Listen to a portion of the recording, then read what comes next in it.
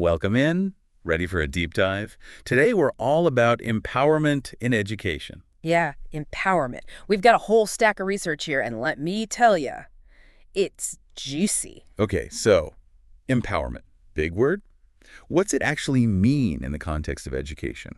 It's about less telling, more listening, right? Creating a classroom where everyone has a voice, students, teachers. Even the administrators, right? Exactly. It's not just following the rules, it's helping shape those rules. So instead of just being told what to do. You're part of the process. One study even found that, get this, when students helped make classroom rules, behavior actually improved. Makes sense, right? If you're involved, you're invested. Right. Ownership. Yeah. And it goes beyond just the warm fuzzies. We see students in empowered classrooms becoming more engaged, more likely to be, Lifelong learners. there you go. But there are speed bumps. Oh, there are always speed bumps. What's the research say? Well, a lot of it's about lack of trust. Teachers not trusting administrators, teachers not feeling equipped to even handle being empowered. It's not as easy as flipping a switch, is it? You can't just say, okay, everyone's empowered now, figure it out. Huh. No, not at all. It takes a culture shift. A big part of that is leadership. One study kept mentioning this Theory Y leadership style. Theory Y sounds a little intense. Break that down for me. Think of it like this. Imagine a boss who, instead of breathing down your neck, says, "Hey, I trust you. Go get him." That's Theory Y. So instead of being a micromanager, they're more of a mentor. They give you the space to excel. And you know what? Studies found a strong link between that style and, guess what, successful empowerment initiatives. Well, yeah, think about it in your life. When you felt trusted, supported, haven't you been more willing to take risks, try new things? 100%. I know I have. Yeah. It's remarkable how those dynamics can change everything. It's like you unlock some hidden potential or something when you feel empowered. Makes you wonder, though, does this only apply to education? That's what's so fascinating about this research. It goes way beyond the classroom. They talked about something called self-managing work groups. Self-managing. So, like, they're their own bosses. Basically. Yeah. Setting their own deadlines, making the big decisions. The research on this is wild. Turns out, these groups, they often outperform the traditional ones.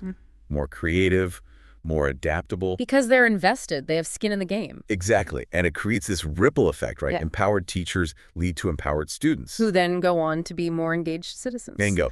But here's the million-dollar question. Who actually gets to make the decisions in these empowered environments? Right.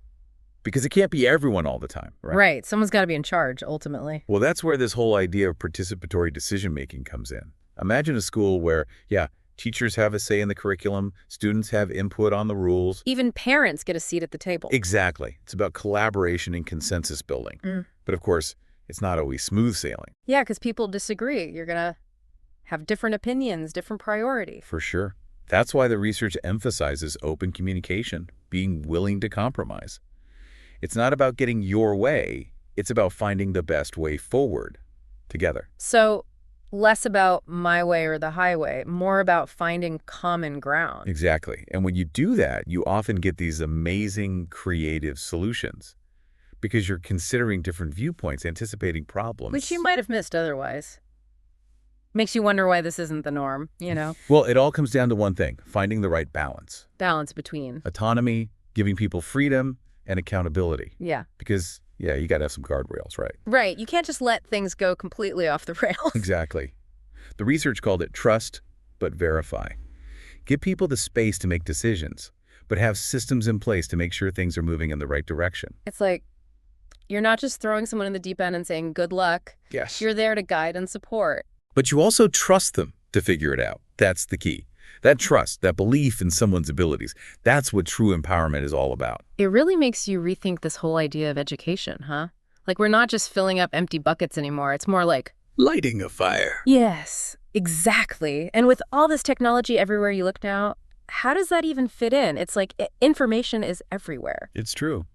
That's the question in education right now. Yeah. That's what everyone's trying to figure out. The research, it actually called it a paradigm shift. Like the old way of teaching, the sage on the stage thing that's fading out. And what's taking its place? Teachers are becoming more like guides, facilitators. They're learning right alongside their students. Wow. A co-learner. I like that. So less about memorizing facts and more about learning how to learn. That's what it's all about now. Wow. Critical thinking, being able to sort through all the noise. Because there's a lot of noise these days. But does that mean traditional schools are over? Like, is it all just going to be online learning from now on? It's hard to say for sure, but the one thing this research made clear, education has to adapt. It has to keep up. And empowerment, letting everyone have a voice, that's a huge EE part of it. So, as we wrap things up here, what's the big takeaway you want to leave people with today? That empowerment, it's not just a trendy word, it's about potential. Unleashing it in students and teachers and the whole system.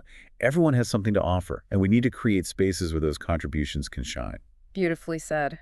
And on that note, we'll leave you with this. If technology is changing education, what if we could use that technology to completely reinvent learning as we know it?